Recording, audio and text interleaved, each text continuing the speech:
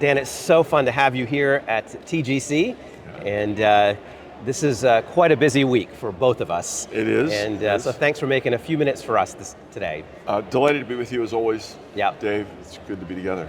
And one of the fun things we're doing, of course, is launching and releasing this wonderful new book, The Death of the Deadly Sins, Right.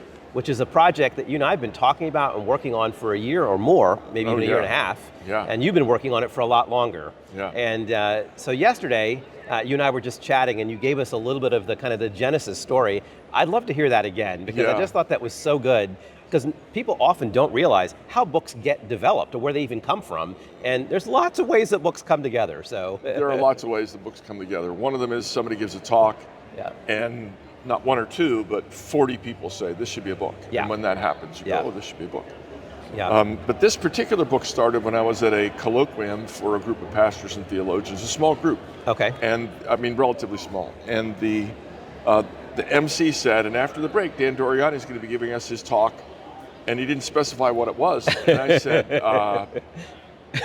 you never told me I was giving a talk. I gotta love that. I'm a participant. No one gave me this word.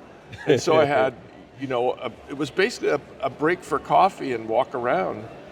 I said, can you extend it a little bit? Exactly. To give me, so 20 minutes, and I scratched out what I teach in a course called Biblical Ethics at Covenant Seminary. Yeah. For a 20-minute presentation for a group. Yeah. And people did like it, and they said, hey, where's this written up? Yeah. And I thought, this is the core Yeah. of what we teach in Christian ethics. Gotcha. And it's pursuit of virtue, using God's law, God's will, and in a Christocentric, theocentric pattern. That is to say, if you want to know how to be loving, read the Gospels. Right. If you want to know how to be faithful, study the Lord and His covenant-keeping ways. Yeah.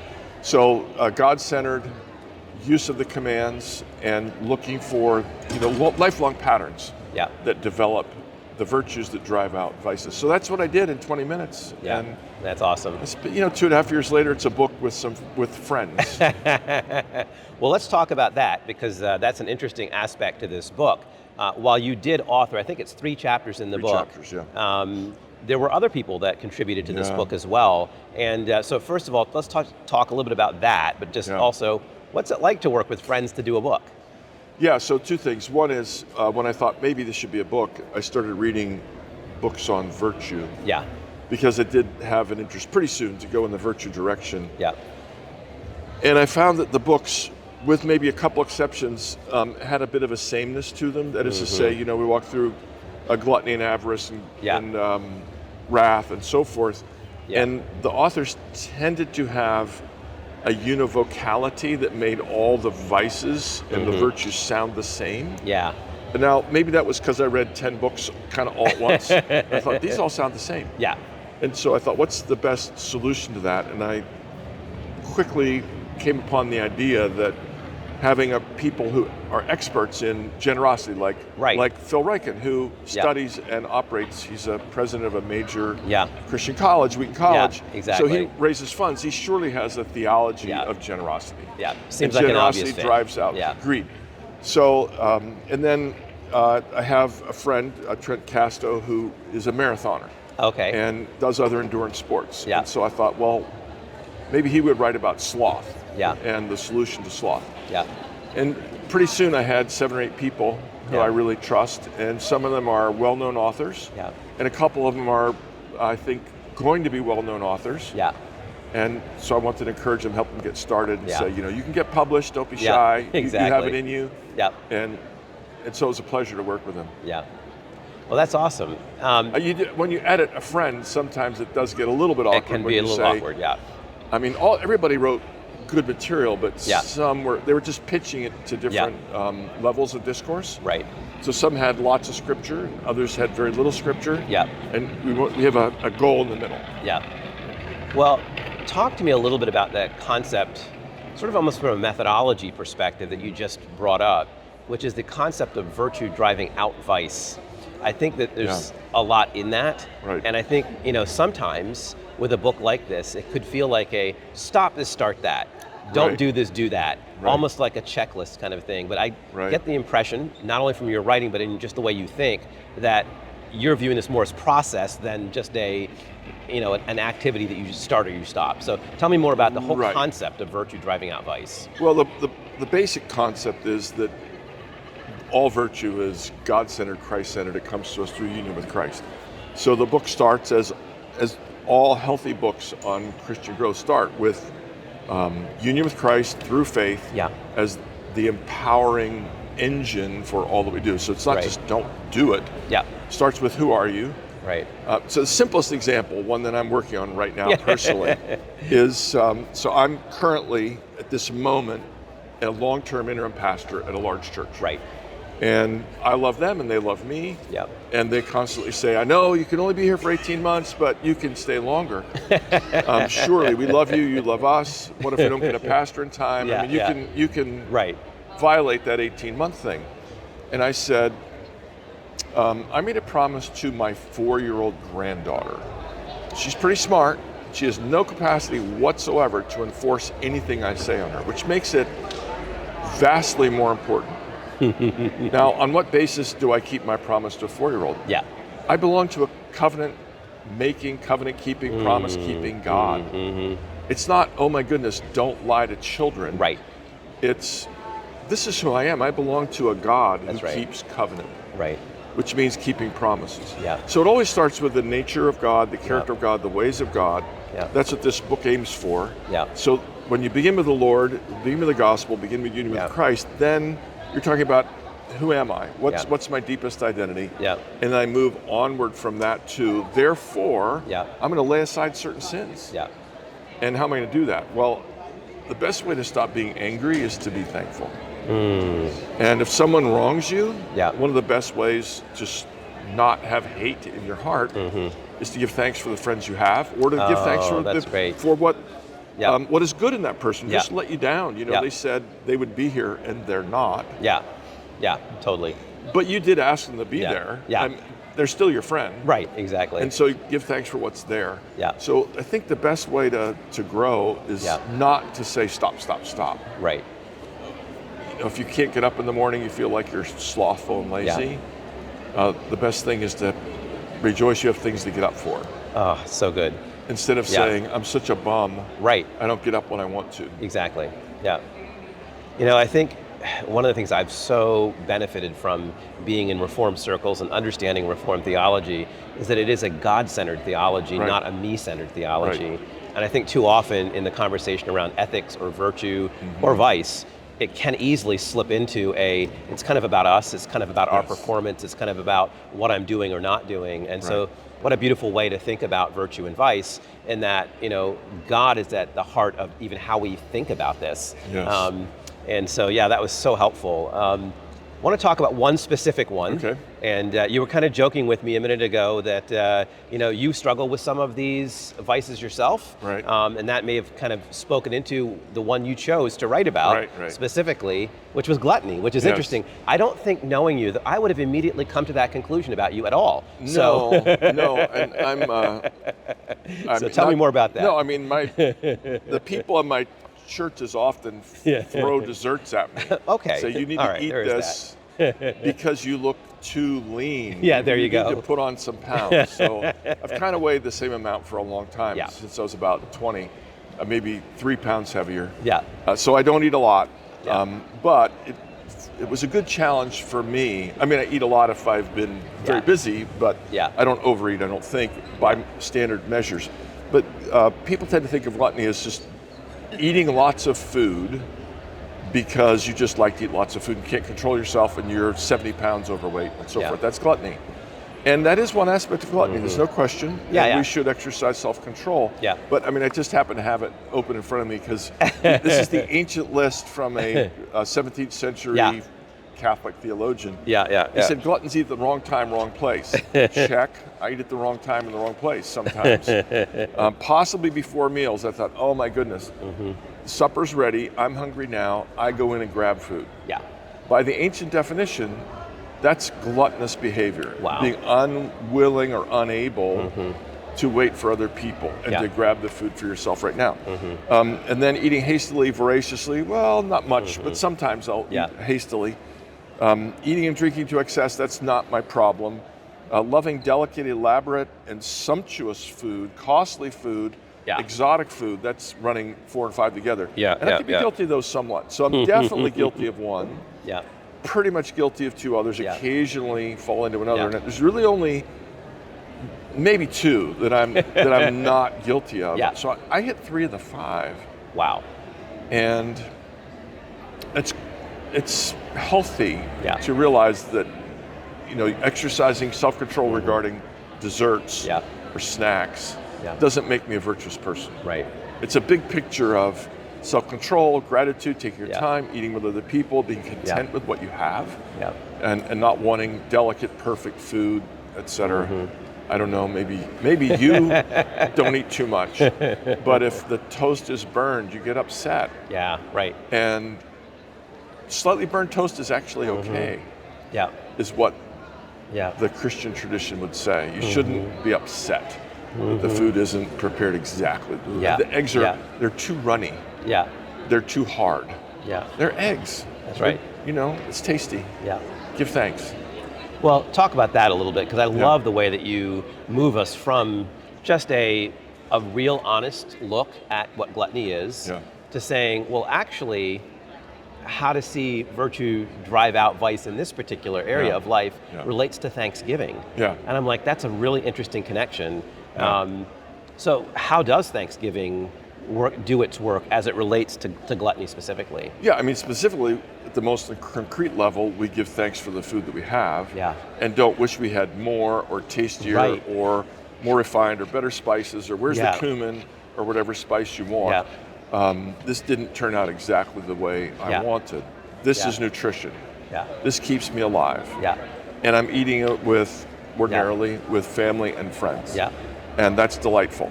And okay, something isn't quite right. This is cold, but I'm eating with a friend. And that's good.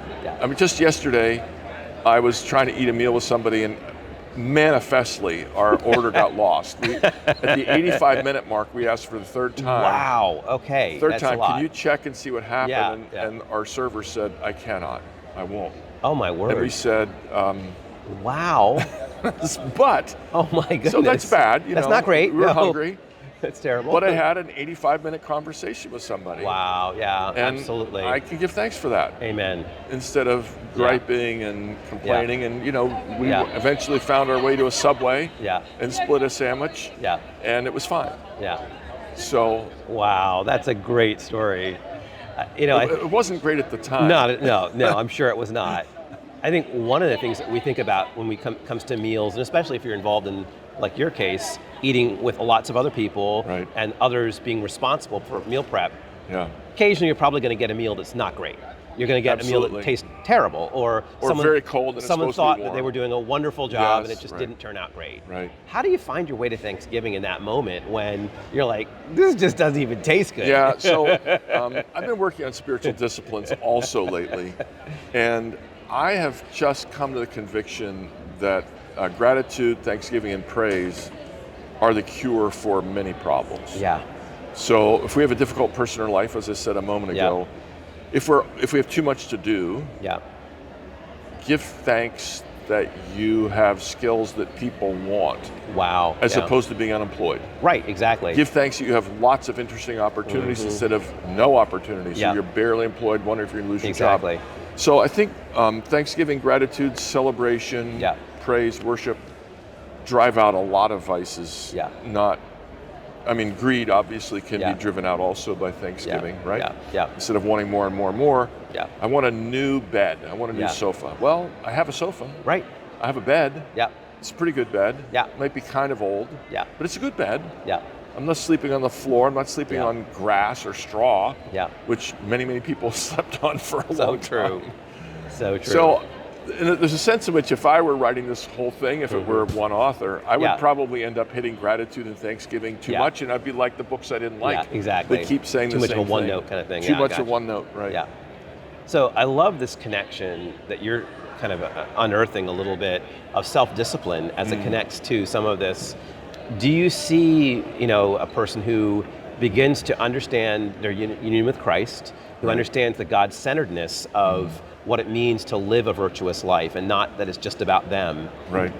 Also then, occasionally struggling with like, how do I do this? How does it work out practically? Right. And so where does biblical admonition for self-discipline, self-control, things like that, how does that overlay on this virtue conversation and ethics conversation? Yeah, so first of all, the Greek word that gets translated self-control does not have the word self in it. Interesting. It's just our translation of it that we get stuck with. Okay. So it's more like control or restraint would be a good. Oh, that's restraint a good word, might be the best single translation for it. Yeah. So, and then the question is who's doing the restraint, and we say self-restraint. Right. But of course that makes it about the self. Yeah. I like to look at it from a different angle. Okay. So, I'm a little bit older now. Yeah. And I still go to the gym and exercise really close to every day. And why do I do that? I do that because my wife she's basically a healthy person, but she's not as strong and doesn't reach things as easily, and her shoulders don't work as well. So it's my job to be strong for her. Yeah. And we've always liked to walk and hike, and she can use my bigger feet to help her with her smaller feet. And people my age find that if you keep your body strong, your mind stays stronger. You're able to write more, concentrate longer. Absolutely. If you're in physical shape, if your heart can beat strong and your lungs are good. So why am I going to the gym? Well, I could call it self-control. Right. But I could call it fitting myself for ongoing service, which is the way I tend to look at it, right? Yeah, absolutely. So I'm staying strong so I can wrestle with my grandchildren. Yeah. So I can run and do stuff with them. So I can take care of my wife. So I can have a mind that's sharper a little bit longer. Yeah. So I can keep teaching and writing and so forth. Yeah. So I view it as the privilege of loving the people around me. Yeah. And serving the kingdom of God broadly by doing simple things like forming habits, which are a lot easier than self-control. Right. Habits of getting exercise one way or another, just about every day. Yeah. Same thing with food, the push away sweets. Yeah. I like to say, I eat everything I want, but I don't want to eat everything. Right. So if you don't want to eat cakes and cupcakes and brownies all the time, you can eat more stuff because you're not taking in highly processed sugar and flour, which are not so great for you. Yeah. But I can still eat more of other things. Yeah. So I'm not suffering. Yeah. And I'm doing it for others. Yeah. No, that's so good. I mean, really what you're talking about is the idea that self-discipline is actually an other-centered exercise, that it's actually not just about you. I mean, it's almost a little bit akin to the idea of us using that mask in the airplane first, so that we are able to then put the mask on somebody else at some level. Yes, and so there's some of that going on there as well. Right. I think something you just said is so interesting, which is, behind some of this vice that's in the book as well, is desire or disordered desire. Disordered desire, right. We call it, that. And I think that's a big struggle for a lot of people. Yes. And what you're talking about in this book is not just struggling through the disordered desire, but actually having new desires, okay? As much as possible. And I love the idea. You said you can have any food you want, okay? Yes. But it's also partly, well, what is the food you want? Right. And so, at least in my case, I've learned to like broccoli, for example, and I hated it at one time in my life. But now I desire broccoli, which is kind of weird, but anyway, and so... But you've taught yourself. That's right. And well, I also learned that there's ways you can make it that are much tastier than other ways. Brussels sprouts for me. I mean, they're detestable unless you cook them the good way. That's right. Exactly. If you cook them with bacon, I'm done anyway. But so how do we think about desire as it relates to virtue and vice, which is often the beginning, or it's the temptation issues that we deal with, and it's constant. You're always dealing with temptation and desire. Yes. How does a rightly, ordered virtue ethic that is God, ordained and Christ-centered, help us with temptation and desire? Yeah. So this may be an oddball answer, but I'm going to go back to the old concept of a besetting sin. Yeah. Which people hardly say anymore. No, I love that. But it means a sin that's going to tempt you probably the rest of your life. Right. And the concept, although people didn't always quite say it this way, is basically most of us are going to wrestle with one thing. Right, one thing, or two or three, but you're not going to wrestle with every sin your entire life. So some desires go away. Yeah. So and they may go away rapidly. Like somebody becomes a Christian and they never wanted to touch alcohol or drugs again. Yeah. And great, other people still want drugs or alcohol or tobacco the rest of their life. Yeah. And there's a mystery to it, like all kinds of mysteries about what sin bothers one person and doesn't bother another. So one person will be, consumed with envy their whole life. And another person will say, I don't even understand envy. It's such a stupid sin.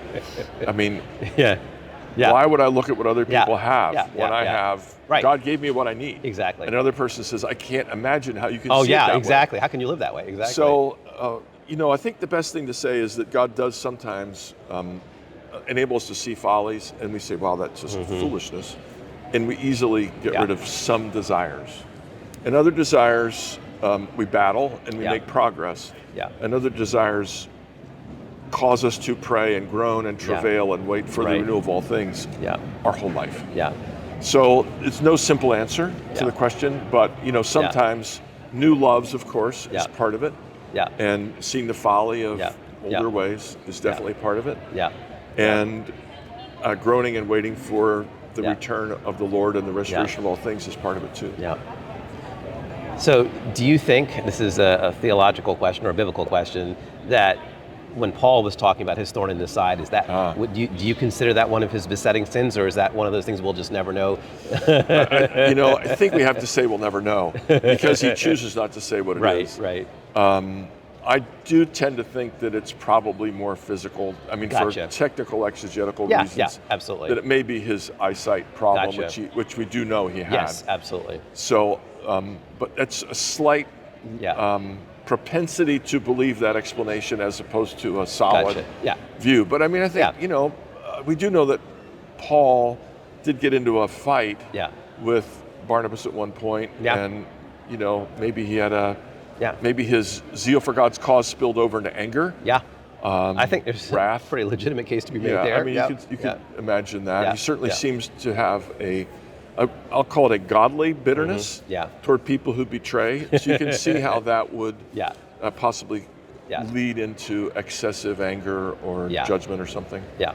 I'm not accusing Paul of anything. We know he was a sinner. It's just a thought. So I'm going to ask you to do something that might be really unfair, and you can actually say, no, I'm not going to do that. Okay. But here's the question. As you were thinking about these chapters and looking at them, aside from your own chapters, not that you would ever have done this, is there any chapter here that you would say, wow, this is the standout chapter, or a chapter that I would recommend people consider reading? If I had to pick one, I would go with Phil Ryken, because he's just a superb writer. Yeah. And he talks about generosity and lives a life of generosity. So I knew that he would have a lot to say. I knew it would come out of his pores, because as the president of a college, you have to be a fundraiser, but you have to do it the right way. You can't manipulate people. So I knew he would have thought about it a great deal. And he's a great writer, so I knew he'd write well. Yeah. To be honest, I had to edit some of these chapters a little, some a lot. And so Phil, it's like, thank you, Phil. Exactly. Oh, you got to love authors like that. Yeah, right. So in that, and maybe we'll just wrap up with this question, there are this term that I think Jerry Bridges coined, respectable sins, okay? Yes, right. This idea almost like, hey, it's not that big a deal kind of thing. Right. And no one is going to walk around, a church context going, hey, my struggle is greed. Right, okay? It's pretty unusual for someone to bring that up, Yes. And yet, I've heard pastors say, if you want to understand someone's spiritual health, if you had a way of checking out their checkbook or their bank account, that might actually say a lot about where they are spiritually. Absolutely. And so how big a deal is this? Is greed, a real issue for us, particularly here in America? Right. How ought we to be thinking about that so that it becomes something other than just a, quote, respectable sin? Yeah, and that is one reason why the deadly sins are helpful to us. Because it is a list that's been around for 1700 years. Yeah. And it has stood the test of time. There were other vices listed. This is the list that we've settled upon as Christians. Yeah. So greed is probably, for Western people, the greatest danger, because we project our sense of self-worth today by our vacations and our car and our house and so forth. So it's not just greed for things, it's also, it's got greed for status, as well as greed for wealth, comfort. And honestly, gluttony, sumptuous foods, oh, I don't eat much, but it had better be right. That's a form of greed too. That's true, that's really true. So, all I can say really is you're right. Greed is a respectable sin. Lust is not a respectable sin. Right, exactly. In Christian circles, although in secular circles, it's almost a virtue to be filled with lust and have many sexual partners. So, in Christian circles, probably gluttony and greed are quote unquote respectable. And it's, I mean, I read Christian authors who say X isn't really so bad. And I think other places in your writings you say that any sin would call for Christ's sacrifice for you. So it's obviously anger's not as bad as murder. Right, exactly. Because it has consequences that are for you and maybe for the person who's slightly less worse. But you don't cause outrage and loss of life and loss of family. So there is a place for ranking sins. But I don't think there's a place to say it's just it's just a little sin. I don't think that's a biblical category. But we can't end with that. Let's end with something happier. Well, I would say one of the things that I've so enjoyed about this book is that this is not a book that just explores the vice and leaves you wallowing in hopelessness. But it really points you to gospel hope in every case. And for me, at least, one of my big takeaways of a book like this is that even if I understand the virtue, I'm going, that'd be nice, I'd like to live that way. You also don't leave us there. You say, look, there is a way to get to that. You know, and it isn't just pulling up your bootstraps. It's not just doing better. It's really understanding who you are in Christ. It's relying on God. So talk about that maybe as a closing thing. How do we truly rely on God? What does that even look like? Well, part of the way we rely on God is by praying in the morning. You know, Lord, help me. That's great. And throughout the day. Another way is to realize that God is working when we're not. Oh, so, you know, God true. sanctifies us while we sleep sometimes. You know, you go to bed maybe troubled or angry or distressed, and you wake up. Maybe you pray right before you go to bed, and you wake up and somehow it's dissipated, the gloom is gone. Obviously, Christian community has a huge role. When we're looking for help, we may find it in unexpected places. A friend just makes a comment, you think, oh, that's what I needed. They think nothing of what they just said. It was just a throwaway comment, but they pointed you to God. Needed. Exactly. So, you know, God does use the means of grace. We talk about the word, sacraments, and prayer. I think we should. I always think we should add friends as another means of grace. Friends and community, church. Well, thank you. And thanks for making time for us today. I know you got a lot on your agenda. So it's a full week. So it's always just a delight to work with you. And I honestly think this is the kind of book that I want to just sit in and soak in a little bit in terms of just reading it a chapter at a time, kind of exploring what does that chapter speak to me about, and then go on, rather sort of rushing through it. It's not a rush through book. A lot of other books you just like, oh, I can't wait to get to the next chapter. I think here it's sort of like I'm going to take it one chapter at a time, maybe even per week or something like that. So it's meant to work in a group setting. So exactly. One chapter a week I think would be great. Well, thanks again. Thanks so much. Appreciate you. All right, good to be together. All right.